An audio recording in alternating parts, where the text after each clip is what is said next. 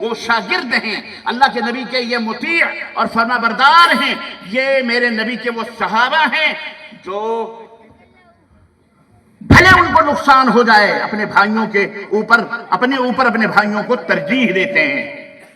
یہی وہ تربیت تھی، یہی وہ سسٹم اللہ کے نبی نے ان کے دماغوں میں ڈالا ہوا تھا کہ یہ مال اللہ کا مال ہے، جو جتنا خرچ کرے گا اللہ اس سے راضی اور خوش ہوگا۔ یہی معاملہ تھا کہ سیدنا ابو بکر صدیق نے مال کو مال نہیں سمجھا، اور جب اللہ کے نبی نے چندہ مانگا تو پورا گھر کا اثاثہ لے کر نبوت کی بارگاہ میں حاضر ہو گئے۔ اللہ کے نبی نے پوچھا ابو بکر کیا لائے ہو؟ کہا اللہ کے نبی پورا گھر اٹھا کے لائے۔ کہنے لگے کچھ چھوڑا نہیں؟ کہا اللہ اور اس کے رسول کو چھوڑ کے آ رہا ہوں، اور میرے گھر میں اس کے سوا کچھ بھی نہیں ہے، جھاڑو مار کے لے کے آ رہا ہوں۔ سیدنا عمر فاروق اعظم کہتے ہیں میں گھر کا آدھا مال لے کر کے آیا تھا اور یہ سوچ رہا تھا آج میں ابو بکر سے آگے بڑھ جاؤں گا، لیکن اللہ کی قسم آج بھی ابو بکر سے میں پیچھے ہی رہ گیا۔ یہ دولت حضرت عثمان غنی کا غلہ آتا ہے، اونٹوں سے 300 اونٹوں سے لدا ہوا غلہ، اور اس وقت کے تاجرین کھڑے ہوئے انتظار میں حضرت عثمان سے سودا کر رہے ہیں۔ قحط کا موسم ہے، مدینے کے اندر بھوکمری پڑی ہوئی ہے، اللہ کے نبی صلی اللہ علیہ وسلم موجود ہیں، مدینے کے لوگ بچے بلک رہے ہیں بھوک سے پیاس سے، کوئی نہیں سہارا ان کو، کچھ سمجھ میں نہیں آ رہا، کھانے کے لیے دانے نہیں، اور غلے لدے پھدے آ گئے مدینے کے دروازے پر، بڑے بڑے تاجر کھڑے ہوئے، عثمان جو دام بولو دینے کے لیے تیار ہیں، کیش دیں گے ہم تمہیں دیرام و درہم، بیچ دو ان کو، ہم خریدیں گے۔ ان کا مقصد یہ تھا خرید کر کے ہم ان بھکمروں کو بیچیں گے ڈبل بھاؤ سے۔ اللہ اکبر۔ سیدنا عثمان غنی رضی اللہ تعالیٰ عنہ نے ایک نظر مدینے کے بھوکے پیاسے لوگوں کے اوپر اٹھائی، نبی کریم صلی اللہ علیہ وسلم کے رخ مبارک کو دیکھا، حضرت عثمان نے کہا نہیں، میں یہ غلے تمہیں نہیں دے سکتا، میں یہ غلے اپنے نبی کے قدموں پہ نثار کرتا ہوں، میں اپنے نبی کو اس کا مالک بناتا ہوں، میرے نبی اس غلے کو جو چاہے کہیں، ہمیں تمہارے دولت کی ضرورت نہیں، ہمیں ہمارا اللہ اس کا 1 گنا نہیں 10 گنا انشاءاللہ عطا فرمائے گا۔ اور سارا مال مدینے والوں کے اوپر اللہ کے نبی نے تقسیم فرما دیا۔ آج ہم اسی دولت سے چمٹے ہوئے ہیں، کیسے بھی آئی یہ دولت، یہ معاشی نظام تھا نبی کریم صلی اللہ علیہ وسلم کی سیرت کا۔ نماز پڑھا رہے اللہ کے نبی، نماز پڑھا رہے، عین نماز کی حالت میں سلام آپ نے پھیرا، سلام پھیرنے کے بعد فوراً اٹھے اور فوراً گھر کے اندر گئے، اور تھوڑی دیر کے بعد واپس آئے۔ صحابہ پریشان، کبھی تو ایسا نہ ہوا کہ سلام پھیرے ہو اور گھر کے اندر گئے ہو، لیکن آج کیا ہو گیا؟ اللہ کے نبی نے فرمایا کہ میرے گھر میں ایک سونے کا ڈلا پڑا ہوا تھا صدقے اور زکوٰۃ کا، مجھے نماز میں یاد آیا، میرے دل نے گوارا نہ کیا کہ ایک لمحے کے لیے بھی وہ سونا میرے گھر کے اندر موجود ہو، اسے غریبوں کے اوپر تقسیم کر دیا جائے۔ یہ طہارت، یہ تزکیہ، یہ تطہیر اور یہ حوصلہ اللہ کے نبی صلی اللہ علیہ وسلم نے دیا تھا اپنے صحابہ کو، تو ہر جگہ ہر محاذ پر وہ قربانیاں پیش کرتے تھے مال کا۔ بہرحال اسلام نے سود کی ممانعت فرمائی۔ کیوں؟ سود کھانا کیا ہے؟ بھئی ہمارا مال ہے، ہم 1 کا 2 لیں گے، 2 کا 4 لیں گے، ہم اس کے مالک ہیں، لیکن نہیں، یہ تصور دیا گیا کہ سود کھانا حرام ہے۔ سود یہی ہے کہ کسی بھی مال کا حصہ مقرر کیا جائے کہ اتنے روپے کا اتنا حصہ، اتنے روپے کا اتنا حصہ، اسے حرام قرار دیا اس کا۔ اس کی وجہ کیا تھی؟ اس کی وجہ یہ تھی کہ سود کھانے سے انسان کا دل سیاہ ہو جاتا ہے، حرام ہے۔ اور آپ کو پتہ ہے سود خوروں کا انجام کیا ہوگا؟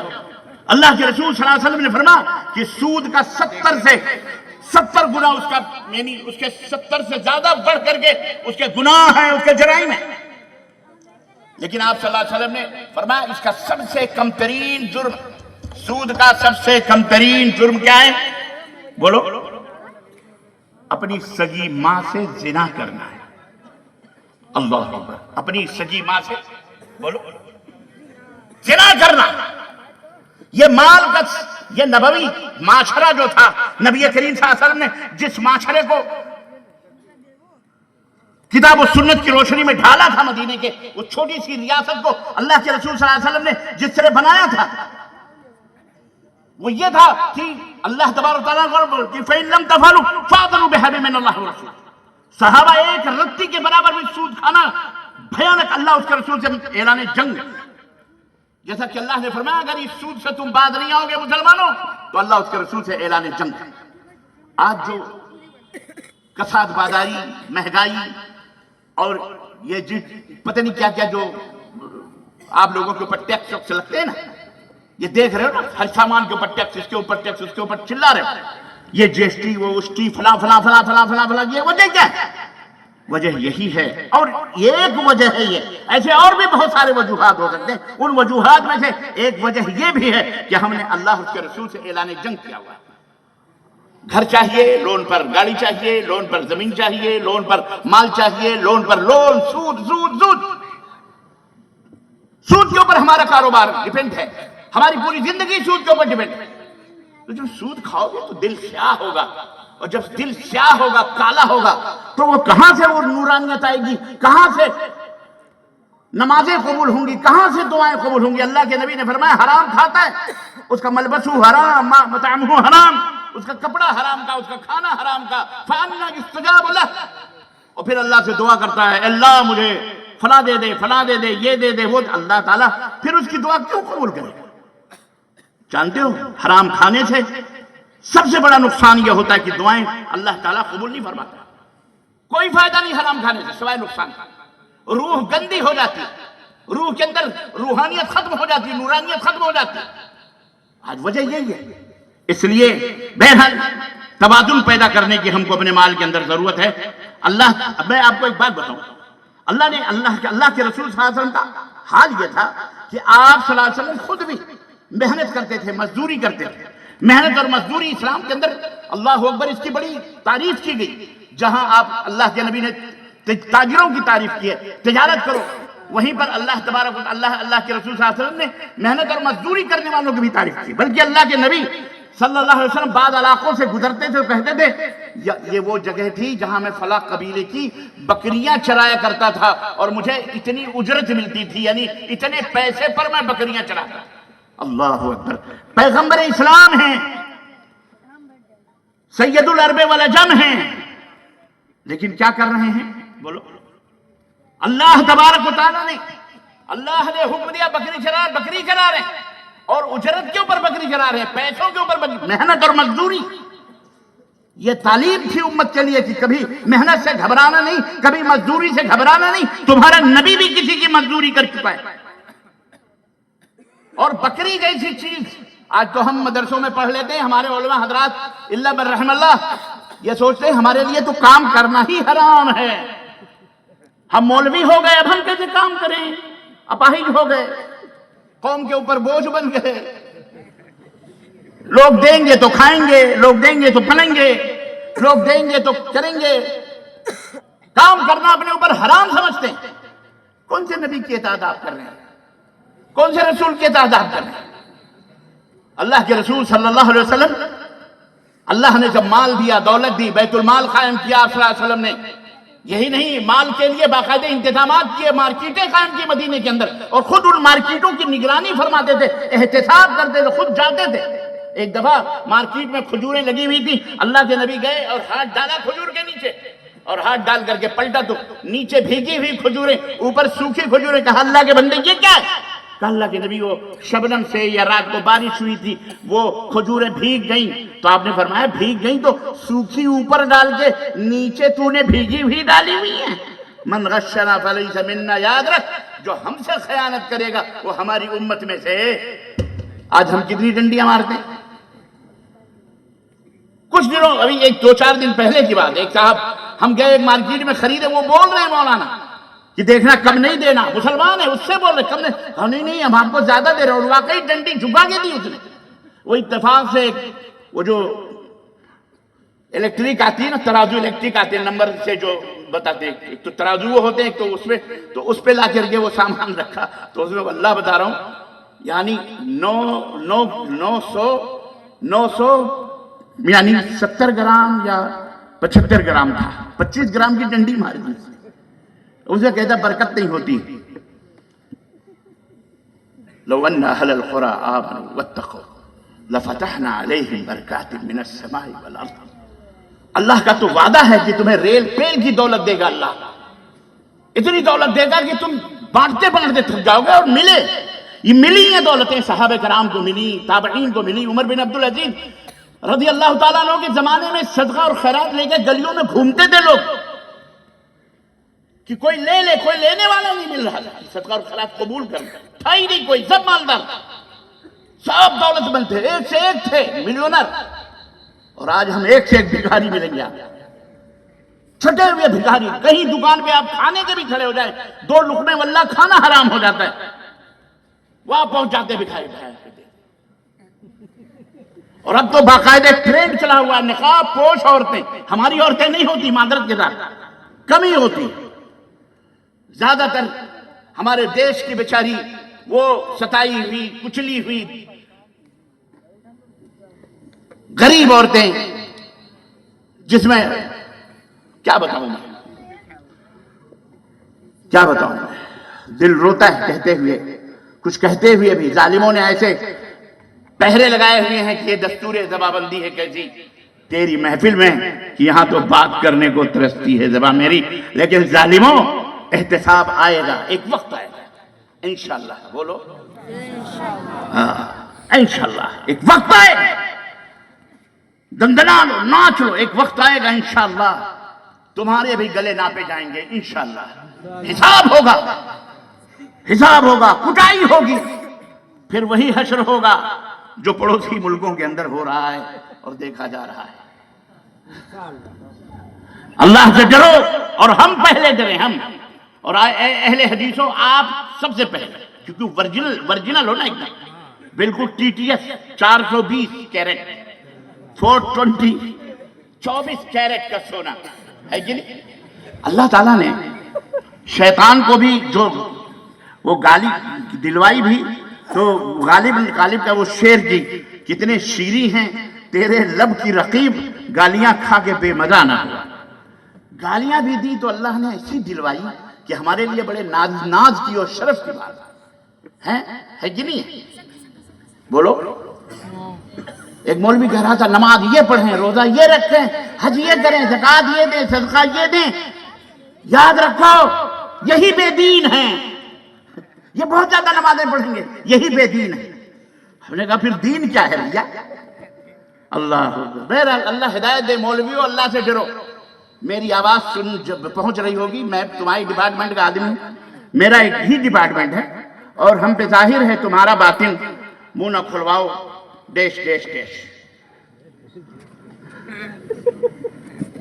सब पता है, सब पता है और सबको पता है सच क्या है। वल्लाह बता रहा हूं सबको। आप सूद खाते हैं, आपको नहीं मालूम है सूद हराम है, फिर भी आप खाते हो। जानी जना करते हुए जानता है ये हराम है, फिर भी वो जना करता है। क्यों? इसलिए कि दिलों पर मुहर लग चुकी है। शैतान गालिब है। इस शैतान को अपने जहनों दिमागों से मिटाओ, हटाओ। अल्लाह तबारक तआला के यहां खड़े होने का वो मंजर याद करो, जब अल्लाह के सामने आपको खड़ा होना पड़ेगा और आपको एक एक पाई का जवाब देना पड़ेगा, हिसाब देना पड़ेगा। अल्लाह के रसूल सल्लल्लाहु अलैहि वसल्लम ने भी इस दुनिया के अंदर जिंदगी गुजारी है और आपने दुनिया के जितने भी आलम असबाब में जितने वसाइल थे, उन वसाइल को आपने इख्तियार किया। पानी पीने के लिए गिलास का इस्तेमाल किया, कटोरे का वसीला इस्तेमाल किया। आप सल्लल्लाहु अलैहि वसल्लम ने बच्चों की पैदाइश के लिए निकाह को हलाल किया और निकाह का जरिया और वसीला इस दुनिया के अंदर अपनी शहवत को बुझाने के लिए शादी को आपने जायज करार दिया, हलाल करार दिया और अपनी सुन्नत करार दी। हर जरिया है जो अल्लाह से करीब करने वाला था, अल्लाह के नबी सल्लल्लाहु अलैहि वसल्लम ने सब बताया। एक शख्स, और आप सल्लल्लाहु अलैहि वसल्लम बाकायदे तालीम भी दिया करते थे, खुद भी अपनाते थे, दूसरों नबियों ने भी अपनाया। अल्लाह के रसूल सल्लल्लाहु अलैहि वसल्लम ने कैसे बकरियां चराई, अल्लाह के नबी सल्लल्लाहु अलैहि वसल्लम ने पैसे कमाए, तिजारत करी, आप सल्लल्लाहु अलैहि वसल्लम ने नहीं की। बोलो। आप ताजिर भी थे, बेहतरीन ताजिर थे। हज़रत अबू बकर सिद्दीक बेहतरीन ताजिर थे कपड़ों के, हज़रत उमर फारूक आज़म भी ताजिर थे। सब अपने सहाबा को उन्होंने सिखाया सब कुछ, खेत बाड़ी तौर तरीके, रिस्क और माश को हासिल करने के पूरे तरीके अल्लाह के नबी सल्लल्लाहु अलैहि वसल्लम ने बताए। जहां तक हलाल था वो भी, जहां हराम था वो भी, सब कुछ واضح طور پر اللہ کے نبی نے بتایا ہے. ایک شخص اللہ کے نبی کی خدمت میں آیا اور اس نے کہا کچھ مدد کیجیے اللہ کے نبی، میں غریب آدمی ہوں. آپ نے کہا بھلے مانوس، اچھے خاصے مستنڈے ہو، نوجوان ہو، محنت مزدوری کرو. کہنے لگے میرے پاس کچھ بھی نہیں ہے، میں کیا محنت. آپ دیکھتے تھے کہ بندہ مانگنے والا ہے کیسا. یہ نہیں کہ ہر بھکاری کے ہاتھ میں پیسے دے دو، غلے دے دو اور بھکاریوں کی تعداد میں اضافہ کرو، نہیں، بلکہ سوچ سمجھ کر کے دیکھ بھال کر. لیکن آج کل تو ایسے ایسے بھکاری بھی نظر آتے ہیں، اللہ اکبر. ٹھیلے پہ بیٹھا ہوا ایک آدمی گھسیٹ رہا ہے اور ایسا لگ رہا ہے جیسے اپاہج ہے، اور جہاں کہیں اسے واش روم کی ضرورت ہوتی، میں نے دیکھا اسی ٹھیلے سے اٹھ کے جا کے واش روم پہ گیا اور پھر آگے پھر اسی ٹھیلے پہ اپاہج بن کے بیٹھ گئے. یار یہ یوٹیوب کے اندر بھی بڑے بڑے مسائل واضح ہو جاتے ہیں. آج تو بڑے بڑے حسین ننگے ہو گئے. اللہ کا شکر ہے یہ یوٹیوب کے اندر بہت ساری چیزیں ننگی ہو رہی ہیں اور مسلمانوں کے دماغوں میں حق اور باطل بڑی اچھی طریقے سے سمجھ میں آ رہا ہے کہ نہیں آ رہا. بہت سارے بچے، بہت سارے نوجوان بیچارے واللہ بدلا رہو، حق کیا ہے باطل کیا ہے اچھی طرح سے سمجھ رہے ہیں اور سمجھ چکے ہیں. اب باطل کا چہرہ، شیطان کا چہرہ بے نقاب ہوتا حرام خوروں کا جا رہا ہے. اللہ کا یہ فضل اور اس کا احسان ہے. اس کے اندر شر بھی ہے، اس کے اندر خیر بھی ہے. اگر خیر استعمال کرو گے تو خیر، شر استعمال کرو گے تو شر. جوتا ہے آپ کے پیر میں، اگر جوتا آپ پیر میں پہنتے ہیں آپ کے لیے اچھا ہے. کنکر کے اوپر چلو گے بڑے آرام سے چلو گے، لیکن کنکر کو اگر جوتے کے اندر ہی ڈال لیا تو آپ ایک قدم بھی نہیں چل سکتے. تو الٹا کام کرو گے تو الٹی حرکت ہوگی. اس لیے سیدھے رہو. تو اللہ کے رسول صلی اللہ علیہ وسلم باقاعدہ دیکھ بھال کر کے کسی کی مدد کیا کرتے تھے. وہ نوجوان آیا، اس نے کہا ہم وہ دیجیے. آپ نے کہا کیا ہے تم تو موٹے مستنڈے ہو، نوجوان ہو، جاؤ کچھ کماؤ کر کے محنت مزدوری کرو، اپنا پیٹ بھرو. اس نے کہا اللہ کے نبی میرے پاس ہے بھی نہیں کچھ، میں کیسے کیا کروں.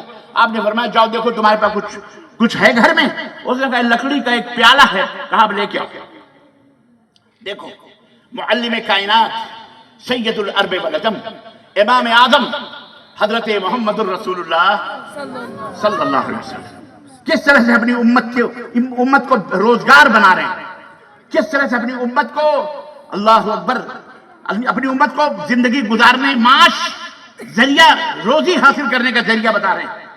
کٹورا لکڑی کا لے کے آیا بندہ. کہا اللہ کے نبی ایک لکڑی کا پیالہ ہے. آپ نے صحابہ کرام کے سامنے کہا یہ بتاؤ یہ کون خریدے گا، بولی لگاؤ اس کو. ایک صحابی نے کہا میں 1 درہم دیتا ہوں. دوسرے صحابی نے کہا میں آدھا درہم اور دیتا ہوں، یعنی 1.5 درہم. آپ نے فرمایا کوئی اور ہے زیادہ دینے والا؟ ایک صحابی نے کہا اللہ کے نبی میں 2 درہم. آپ نے فرمایا لاؤ. 2 درہم لیا، پیالہ اس کو دیا اور بندے سے کہا جا کلہاڑی خرید کے لے کے آ. وہ لوہے کی کلہاڑی اتنی بڑی خرید کے لایا. آپ نے لکڑی لی، لکڑی خود آپ نے اس کلہاڑی کے اندر لگائی، مضبوط کری اور کہا یہ کلہاڑی لے جنگل میں جا، لکڑی کاٹ اور کاٹ کر کے آ جا اور آ کر کے لکڑیاں بیچ، جا اسی سے روزی کما لے.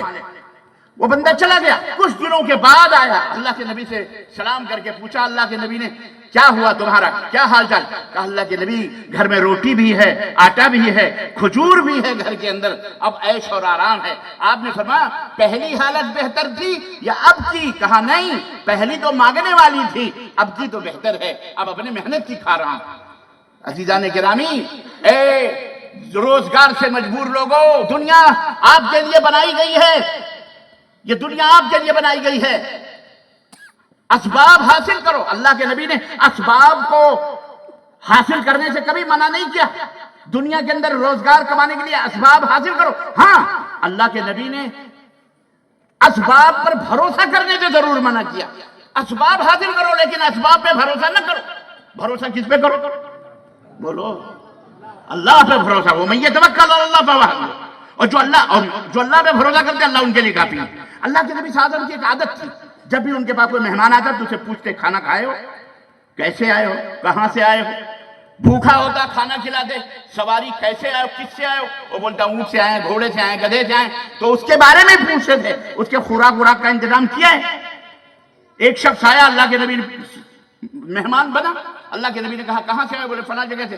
کہا کہ اچھا کیسے آئے ہو؟ کہا کہ اونٹ سے آئے. تو آپ نے فرمایا اچھا اونٹ کہاں ہے تمہارا؟ کہا اللہ کے بھروسے چھوڑ کے آیا. چھوڑ دیا ہے کہیں کھا ہو رہا ہوگا اللہ کے بھروسے. اللہ کے نبی نے کہا بندے اس کا یہ توکل نہیں ہے، یہ توکل نہیں. اعقلھا وتوکل. اس اونٹ کو باندھو پھر اللہ پہ بھروسہ. یہ اللہ کے نبی نے سکھایا. پہلے محنت کرو, مزدوری کرو. محنت اور مزدوری کرنا یہ کوئی یعنی گری ہوئی یا نیچ کام نہیں ہے, بلکہ اپنے اللہ کے نبی نے فرمایا کہ سب سے بہترین کھانا وہ ہے جو آدمی اپنے ہاتھ کی کمائی سے کھاتا ہے. تو یہ اللہ کے نبی نے ہم کو سکھایا ہے. اس لیے کبھی بھی محنت اور کوئی بھی کام کرنے سے کبھی بھی ہچکچانا. آج کل لوگ تانے لگاتے ہیں پنچر کی اولاد ہے, پنچری ہے. بیٹا پنچر نہ لگائیں تو تمہارا فریکچر ہو جائے گا.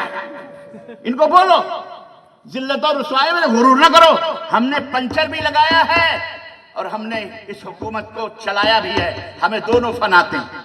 کبھی موقع ملا تو ہم تمہارے بھی پنچر لگائیں گے انشاءاللہ, بہت جلد آئے گا. سمجھ میں بات آئی کہ نہیں آئی؟ تانے نہ دو. انشاءاللہ یہ مسلمان اگر بیدار ہوا, اور انشاءاللہ بیداری آئے گی, اور مسلمانوں بیدار ہونے کی ضرورت ہے. اپنے مالوں کو حلال کر لو. دعائیں عرش سے ٹکرا کر قبولیت کا درجہ حاصل کریں گے انشاءاللہ. اور روح کے اندر بالغگی پیدا ہوگی, نورانیت پیدا ہوگی. اور مرو گے, دنیا میں رہو گے تو بھی اللہ حفاظت فرمائے گا, اور مرو گے تو بھی اللہ جنت میں داخل فرمائے گا. یاد رکھ, کیونکہ دو ہی چیزیں ہیں ہمارے پاس. ایک